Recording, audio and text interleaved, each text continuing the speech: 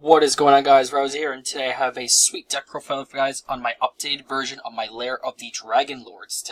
So I just thought it'd be kind of cool this time. I made my background temporarily the thumbnail for the deck profile, just to give a little different flow to it. It's cool and all, of course, I do love it. So, this updated version is going to be a big difference compared to the I showed you guys. So I'm going to go ahead and just pull up the list. I just wanted to show you guys the background first. This is just going to be for this video, but we'll go ahead and get to the deck now. Let me just go ahead and pause for a second, pull it up, and then we're going to get going on it. Alright guys, so here's our deck. This is not just it's not the same old version at all. This version also uses Phantom Knights. Now, the reason I put Phantom Knights in here is because in my other list, I had a hard time seeing my Paladin of Felgran. So what I wanted to kind of do with that deck was give it a way to access it more commonly than it normally would. So, to do that, I put in a bunch of Extender Warriors, which in this case are the Phantom Knights, to help us get to our Paladin from the deck. By getting 2 warriors on the field beforehand, we can then go into Isolde to bring Paladin out directly from our deck to the field. So that's going to be the common goal for the deck. Paladin Felgran from deck using 2 extenders, warrior extenders of course. But yeah, let's go ahead and get to let's get started. I'm running two copies of Darkest Diabolos, Lord of the Lair.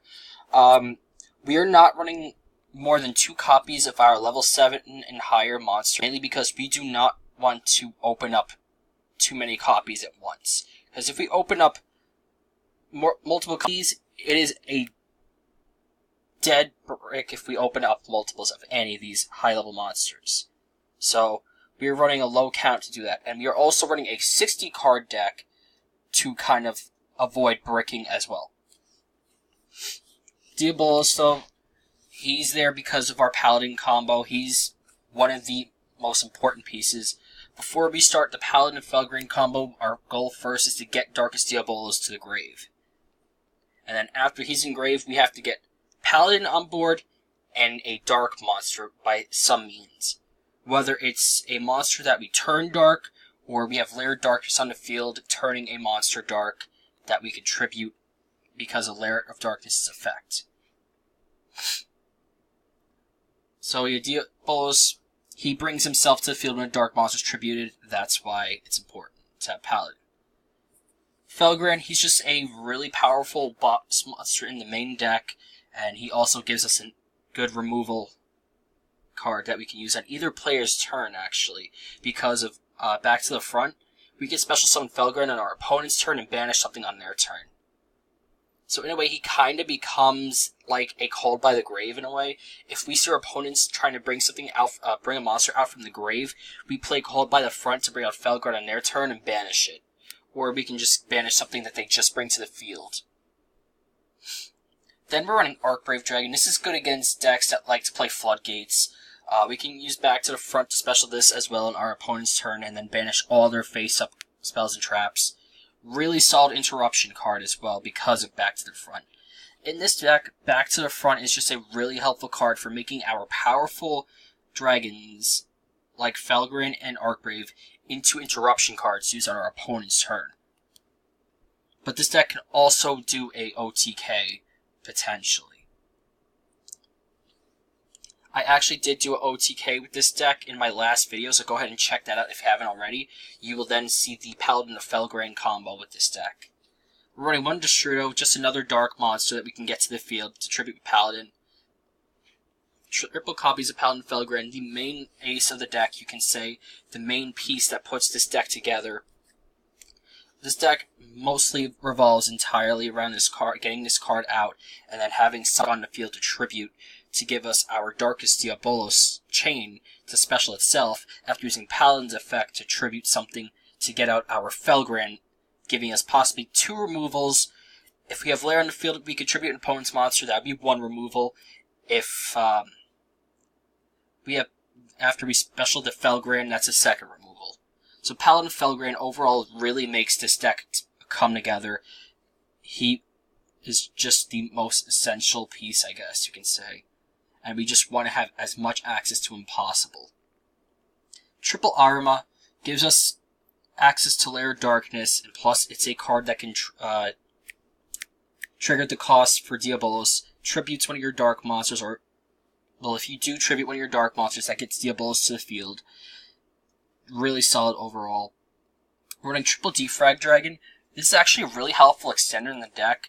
Usually what I'll do is I will use him to discard a, say I'm holding him and Ragloves, I will use his effect, discard Raglove to get this to the field, and then I'll use its effect to, use Raglove's effect to put Cloak to the grave, and then Cloak will usually end up giving me my Shade Burgundy, and then usually I'll have a copy of Silent Boots in hand, and what I'll do from there is I will special the Shade Burgundy, and then the Silent Boots, and I'll give you 2 warrior monsters on the field without our normal summon yet, so we'll link those away to make our Solde, and then from there we would go ahead and dump 4 equip spells to our grave to bring Paladin to the field, thus starting our combo.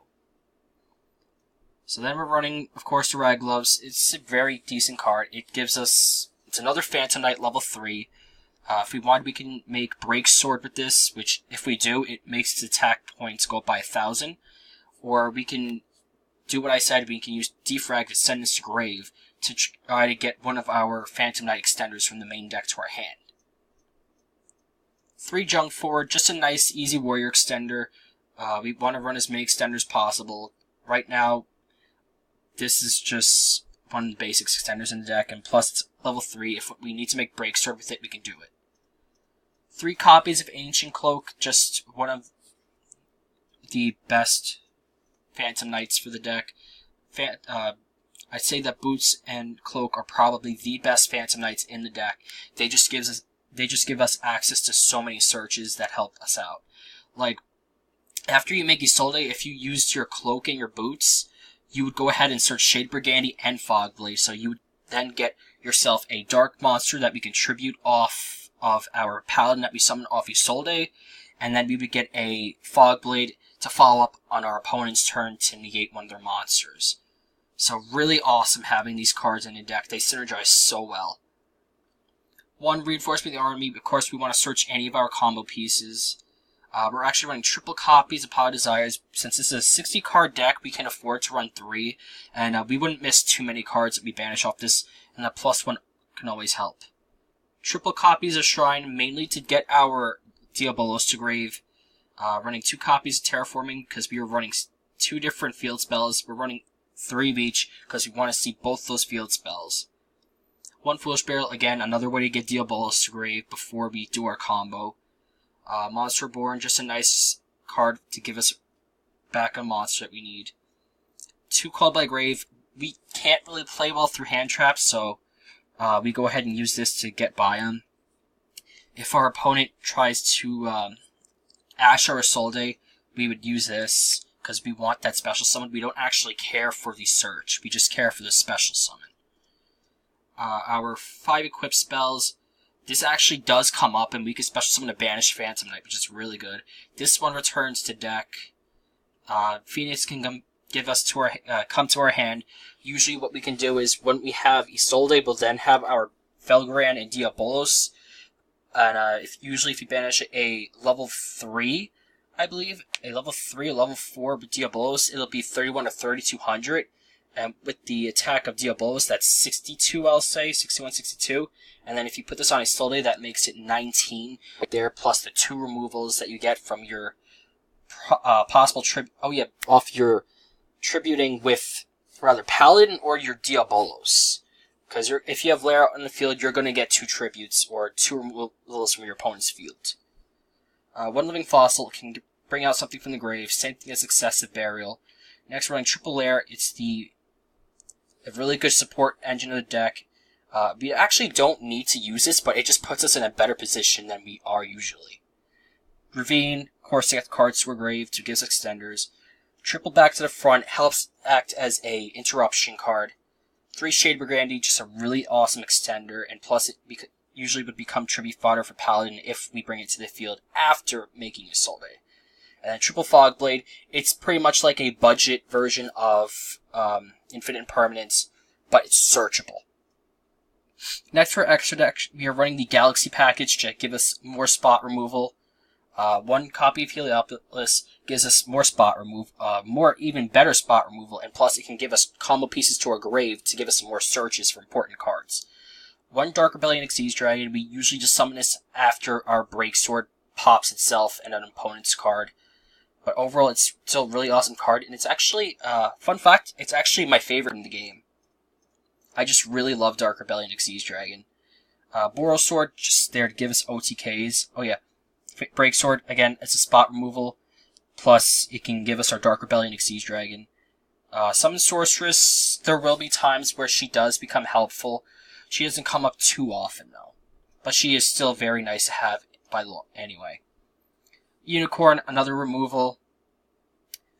Shade Brigade, Rusty Bardishe? I assume that's how you say it. It can give us a Phantom Knight to grave to give us another search, and plus it gives us a search itself, and also it can give some removal, which is all just amazing. We have more removal from Phoenix for back row. Isolde is there to give us our Paladin as much as, well, as soon as possible. Cerberus is there for some special summon monster removal, or we can link climb with it. Witch's Apprentice, we don't use this too often, but it still can come up. One Link Spider, we can get rid of one of our summon tokens with it to try to attempt to make a Link monster to give us some sort of help in our situations. And finally, we are running Psyframe Driver and Gamma. This is there for versing any trap-heavy decks. We are very ready for back row decks with this build. We're running triple copies of Ghost Spell. This is in case our opponent attempts to banish our Diabolos. We do not want to lose our Diabolos that's in the grave. So if we see our opponents using a deck that's focusing on grave removal, or they just have some consistent way of removing stuff from our grave, we then side this in to try to avoid losing our Diabolos that we send to grave. Epsilon, as I said, there for any trap decks. It's good for getting rid of Floodgates, or anything that Ultrageist uses, or it's even good against True Draco. We just like to use this card against, again, trap-heavy decks. One Tornado Dragon, again, we need some sort of back row hate, because we do not want our opponents using Floodgates to try to stop us. One Abyss Dweller, it can help against, like, Gokis, so they don't get their searches when their Gokis hit the grave. Triple Twin Twister, more back row destruction. Red Reboot, again, against trap-heavy decks. We want to just have all those answers. So that's pretty much it for the deck profile, guys. If you want a little bit of a breakdown of how the whole combo goes for Paladin now, the new combo, you normal summon your Cloak, special summon your Boots, you link those two away to make Isolde, and then you'll usually use Isolde to get your Junk Forward, to give you like an extender if you lose your whole field, just in case. We want to predict the worst case scenario, so we just add Junk Forward in case we need a follow-up, like an extender for our next turn. From there, we can go ahead and banish our two Phantom Knights. We would banish Cloak and Boots, and then we would add Shade Brigade and Fogblade to our hand. Then we would use Isolde's effect to dump 4 equipped spells from our deck to the grave, to special Paladin to the field. Then Paladin's effect will attach Felgrand to it. At some point already, or at that point, you can go ahead and use any of your cards to send Diabolos to grave. You just gotta get it to the grave. And then we use Shade Brigandy's effect to bring it to the field. And since it's a dark monster, once it's tributed, we can special summon Diabolos. So then from there, we have Paladin on the field with Felgrand attached, and Shade Brigandy. We use Paladin's effect to tribute Shade Brigandy, and that puts our Felgrand to the grave, which we will then special summon that. And with the effect of Felgrand is Chainlink 2, and then Diabolos Chainlink 1, we special summon our Darkest Diabolos, and then our Felgrand. And with Felgrand's effects, we remove an opponent's card from the field. And that gives us our 3 monsters, and then we could go ahead and banish 2 warriors to put our Phoenix Blade to hand, and we can attack for game, assuming our opponent only had 2 monsters on the field. So that's going to go ahead and be it for this video, guys. I hope you liked it. Go ahead and like, comment, subscribe for some more awesome content, and this is Ryoza signing off. Peace.